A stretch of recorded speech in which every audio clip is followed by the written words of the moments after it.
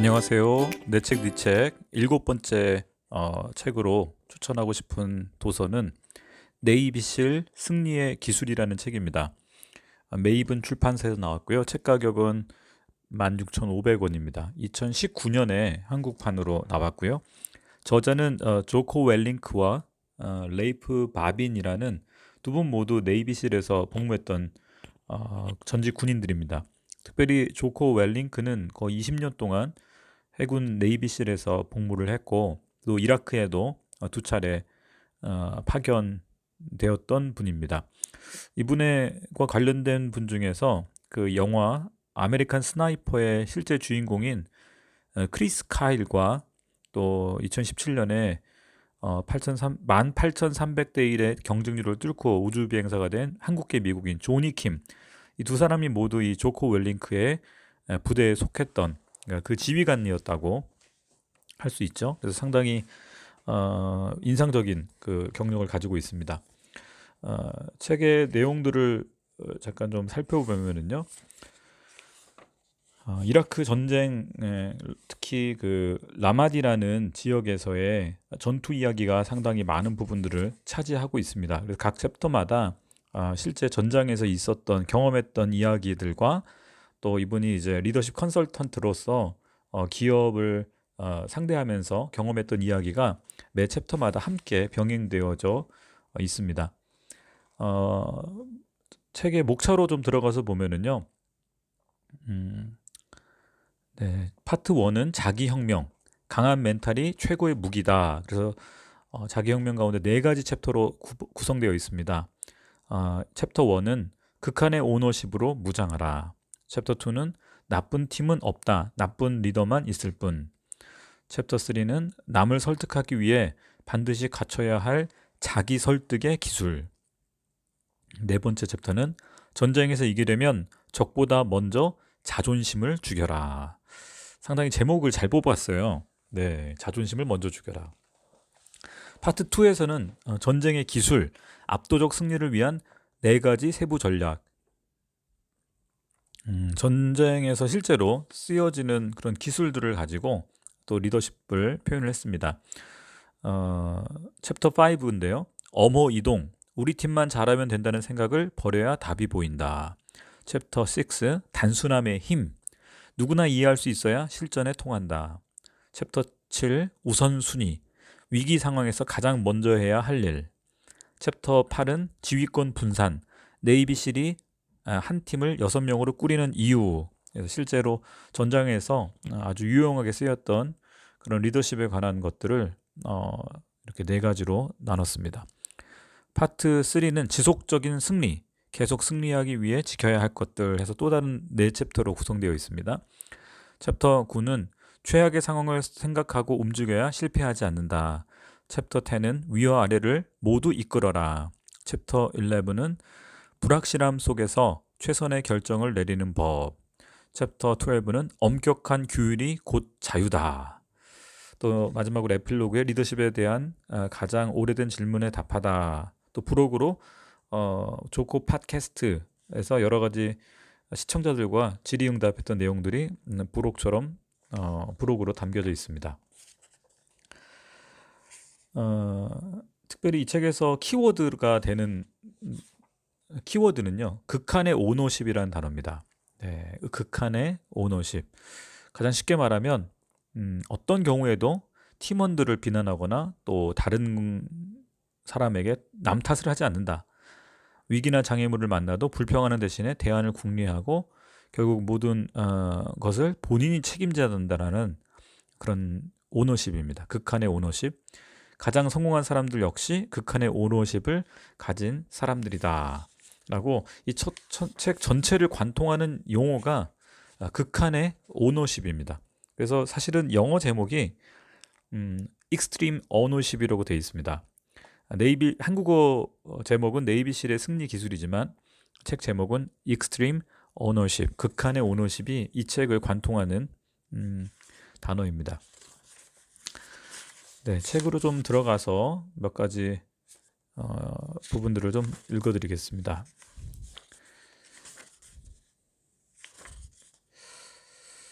27페이지인데요. 프롤로그에 이미 시중에 나와 있는 리더십 관련 책은 대부분 개인의 역량이나 개성에 초점을 맞추고 있다. 많은 기업의 리더십 프로그램도 마찬가지다. 하지만 팀이 없다면 리더십도 있을 수 없다. 팀은 하나의 목적을 달성하고자 하는 개인들의 집합이다. 좋은 리더십과 나쁜 리더십을 가늠하는 유일한 척도는 팀의 성공이다. 리더십에 관한 온갖 정의, 묘사, 성격 규정과 상관없이 중요한 것은 딱 한 가지다. 효과적인가? 아닌가? 효과적인 리더십은 팀을 성공으로 이끌어 임무를 완수하고 승리하게 만든다. 모든 리더는 어느 시점인가는 실패를 맛본다. 그 누구도 불패의 리더가 될 수는 없다. 아무리 재능이 뛰어나고 경험이 많다고 하더라도 또한 어느 리더나 실수를 저지른다. 종종 이런 실수들은 위대한 교훈을 주고 겸손하게 만들며 더 성장하게 한다. 자신의 실수를 인정하고 이를 극복할 계획을 세우는 것은 리더를 성공으로 이끄는 필수 덕목이다. 최고의 리더는 자존심이나 개인적인 관심사를 앞세우지 않는다. 오직 조직의 목표와 이를 달성할 최선의 길에만 집중한다. 프롤로그의 33페이지인데요. 가장 핵심적인 정신은 바로 극한의 오너십이다. 리더는 자기 세상에 속한 모든 것의 오너가 되어야 한다. 남을 탓하거나 남에게 책임을 돌려서는 안 된다. 네, 이렇게 딱 부러져서 정의를 하고 있습니다. 책 내용 가운데 재미있는 에피소드들이 많아요. 특별히 챕터 1에서 극한의 오너십으로 무장하라, 이제 저자의 경험인데, 이제 이라크 현지에서 미군 간, 아군 간 교전이라는 최악의 사태가 발생했다고 합니다. 실제로 전장에서는 적과의 교전보다 아군과의 교전으로 피해가 많이 발생했었다고 하는데요. 이 네이비 실 팀도 본의 아니게 아군끼리 교전하는 일들이 벌어졌대요. 그래서 과연 왜 그런 일이 벌어졌는가를 분석하는 가운데 여러 요소들이 나왔겠죠. 통신이 좀 안 됐고 보고가 제대로 안 됐고, 그런데 그 모든 상황 속에서 이 주인공이, 이 저자가 본인이 이 모든 책임을 지겠다고, 본인이 잘못한 것이라고 모든 책임을 본인이 집니다. 왜냐하면 본인이 지휘관이었기 때문에. 그래서 제가 지휘관입니다. 저에게는 모든 작전에 대한 책임이 있습니다. 상관으로서 저는 전투 중 벌어지는 모든 사건에 책임을 져야 합니다. 저 말고 비난받아야 할 사람은 없습니다. 라고 그 모든 상황들을 조사하고 브리핑하는 가운데 그렇게 모든 책임을 본인이 진다고 했을 때, 도리어 사실 군복을 벗을 그런 각오를 하고 책임을 진 것이죠. 그러나 도리어 그 일로 인해서 함장과 또 다른 동료들의, 또 부하들의 신뢰가 더 커지고 그 모든 것들에 또 존경을 더 받게 됐다라는 고백들을 합니다. 그래서 한마디로 리더는 모든 것에 진심으로 무한 책임을 지는 사람이라고 그렇게 자기 고백적인 이야기들을 하고 있습니다. 쉽지 않죠. 일이 잘못될 때 오너십을 가지려면 엄청난 결의와 용기가 있어야 한다. 하지만 이는 리더로서 배우고 성장하며 팀의 성과를 높이는데 절대적으로 필요한 것이다. 극한의 오너십을 가지려면 리더는 조직의 문제를 객관적인 렌즈로 들여다보고 진실을 파악해야 한다. 감정을 결부해서는 안 된다. 자존심 따위는 버리고 실패의 책임을 받아들이며 팀의 약한 부분을 쳐내고 더 나은 팀을 만들려는 노력을 지속적으로 해야 한다. 또 반대로 업적에 대해서는 팀의 업적은 자신의 것인 양 우쭐대지 않으며 그 영광을 기꺼이 부하들과 팀에게 돌려야 한다. 그런 리더로 선다면, 모범을 보인다면 이런 정신이, 오너십이 팀 전체로 스며들어 조직 문화로 형성되게 된다. 이런 이야기들을 나누고 있습니다. 앞부분은 전투 얘기가 많고요. 두 번째는 각 챕터마다, 두 번째는 기업과 관련된 사례들이 많아서 상당히 유용합니다. 챕터 2에서도 나쁜 팀은 없다, 나쁜 리더만 있을 뿐, 여기에서도 참 흥미로운 그 에피소드가 있는데, 훈련팀 가운데 아주 최고로 잘하는 팀과 최고로 최저로 못하는 팀, 두 팀이 등장하게 됩니다. 그런데 흥미로운 거는 이제 최고의 팀 말고 최저의 팀의 팀장은 항상 핑계를 많이 댄다는 거죠.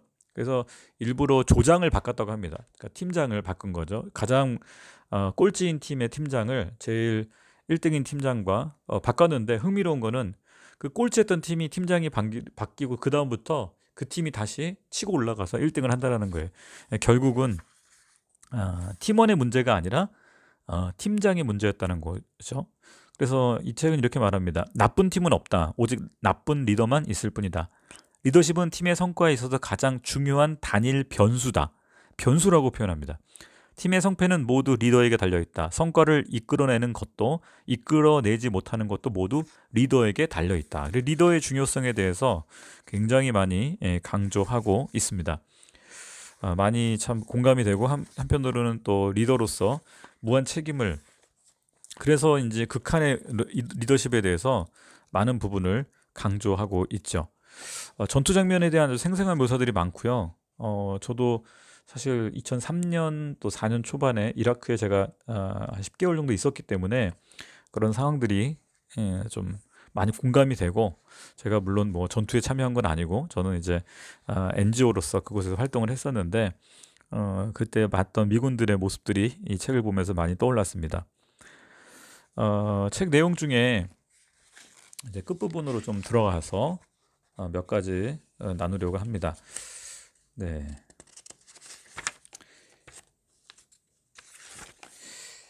이제 리더에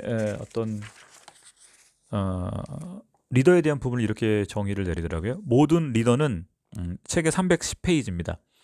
모든 리더는 경계선 위를 걸어야 한다. 리더십은 그래서 어렵다. 서로 대척되는 규율과 자유 사이에서 밸런스를 찾아야 하는 것과 마찬가지로 리더는 서로 모순돼 보이는 여러 요소 안에 균형점을 찾아야 한다. 네. 자신에 대한 믿음이 부족한 리더는 남이 나보다 더 빛날까 두려워한다. 그러나 팀이 성공을 거두면 그 일을 책임진 사람이 인정받아야 하며 리더가 그걸 가로채려 해서는 안 된다. 필요한 상황이라면 기꺼이 남을 따를 수 있는 자신감을 가져야 한다. 나는 부하들의 말을 경청하고 함께 논의해 결론을 내렸다. 말이 된다고 판단하면 부하들의 아이디어를 전부든 일부든 기꺼이 받아들였다. 그걸 통해서 서로에 대한 이해가 더욱 깊어졌다. 또 자신의 감정을 통제할 줄 알아야 된다. 자기 감정도 통제하지 못하는 사람이 무엇을 통제할 수 있겠는가? 화가 날 때 이성을 잃는 사람은 존경도 잊는다. 하지만 분노나 슬픔, 좌절 등을 전혀 보이지 않으면 아예 감정 없는 로봇으로 보일 수도 있다. 사람들은 로봇을 따르지 않는다. 리더는 자신감을 가지되 자만해서는 안 된다. 리더는 용감하되 무모해서는 안 된다. 리더는 경쟁심을 가야 하지만 경우에 따라서는 품위 있게 패자가 되어야 한다. 리더는 디테일에 신경 쓰되 거기에 함몰되어서는 안 된다. 리더는 강하면서도 끈기가 있어야 한다. 리더는 겸손하되 수동적이어서는 안 된다. 리더는 후배들과 가깝게 지내야 하지만 그렇다고 너무 가까워서도 안 된다. 최고의 리더는 후배 각자의 삶에 대해 관심을 가지고 각자에게 동기를 부여하는 방법도 알아야 한다. 그러나 특정인과 너무 친해져 팀원 간의 차별을 두는 일이 있어서는 안 되며 개인적 친분을 조직의 목표보다 우선시해도 안 된다. 리더는 아무것도 증명할 필요가 없는 동시에 모든 것을 증명해야 한다. 일반적으로 리더가 고전하는 이유는 한쪽으로 너무 치우쳐 있거나 궤도를 벗어나 있기 때문이다. 네, 참 이 책이 굉장히 실제적인 내용들이 많고요. 그러면서 또 원론적인 얘기들을 상당히 많이 합니다. 리더의 최대 강점이 최대 약점으로 변하는 경우도 종종 있다. 그래서 본인의 이야기, 또 많은 기업들의 이야기들을 이 책에 담아내고 있습니다. 아주 오래된 질문이 하나 있다. 에필로그인데요. 319페이지입니다. 아주 오래된 질문이 하나 있다. 리더는 타고나는가 아니면 만들어지는가? 배우려는 열의, 건설적인 비판을 받아들이는 겸손한 태도, 그리고 꾸준한 훈련과 연습을 통해 뛰어난 리더로 발전할 수 있다. 결국 훈련에 대해서 강조합니다. 역사상 가장 대담하고 성공적인 계획들은 고위 지휘관이 아니라 일선 지휘관에서 나왔다. 고위 지휘관들은 이를 수용하고 실행할 용기를 지녔을 뿐이다. 극한의 오너십은 마음가짐이자 태도이다. 리더가 극한의 오너십을 체화하고 조직 내에 그 문화를 전파하면 나머지는 알아서 돌아간다. 리더는 더 이상 사소한 세부사항에 관여하지 않아도 된다. 팀이 세부사항을 처리하는 동안 리더는 고개를 들어 전략적 목표에 집중하면 된다. 모든 리더는 자기 없이도 조직이 돌아가는 것을 목표로 삼아야 한다. 이 부분이 참 탁월하다고 생각합니다. 우리는 내가 있을 때 잘 되는 거를 생각을 하잖아요. 근데 내가 빠진 다음에 조직이 잘 될 수 있는가? 내가 떠난 다음에 또 그 조직이 더 성장할 수 있는가에 대해서는 다들 생각을 안 합니다. 그런데 진짜 좋은 리더는요, 본인이 없을 때 그 조직이 잘 돌아가야 됩니다. 심지어는 본인이 떠난 이후에도 조직이 더 성장할 수 있도록 준비시키고 만들어 놔야 되는 것이죠. 그것이 리더십의 목표라고 이 저자는 아주 강하게 어필하고 있습니다. 리더는 후배들이 언제라도 승진에 더 큰 권한을 가질 수 있도록 훈련시키고 지도하는데 온 힘을 쏟아야 한다. 제대로 훈련받고 가르침을 받은 후배는 언젠가 선배의 자리를 차지하게 될 것이다. 그래야 선배도 다음 단계로 올라갈 수 있다. 우리는 이제 후배들하고 경쟁하거나 옆에 사람하고 경쟁하기가 쉬운데, 특별히 이 부분에 참 공감이 됐습니다. 내 밑에 있는 후배들, 또 아랫 사람들을 어떻게 키워낼 것인가, 그들에게 내 자리를 물려줄 수 있도록 훈련시켜야 된다라는 이 부분이 참 공감이 되었고요. 사람 키우는 것이 결국 리더십임을 결론 부분에 많이 강조하고 있습니다. 리더십은 간단하다. 하지만 쉽지는 않다.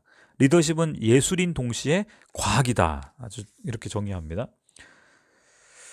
또 한편으로는 리더십에는 무조건 성공을 보장하는 황금률 같은 게 없다.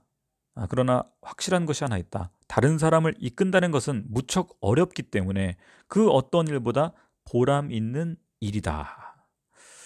네, 보람을 이분은 리더십 속에서 체험했다라고 말하고 있고, 정말 이런 분들과 함께라면 전장에서도 목숨을 걸고 할 수 있는 것이죠. 일할 수 있고, 함께 그 총알이 빗발치는 곳에 뛸 수 있었던 것 아닐까.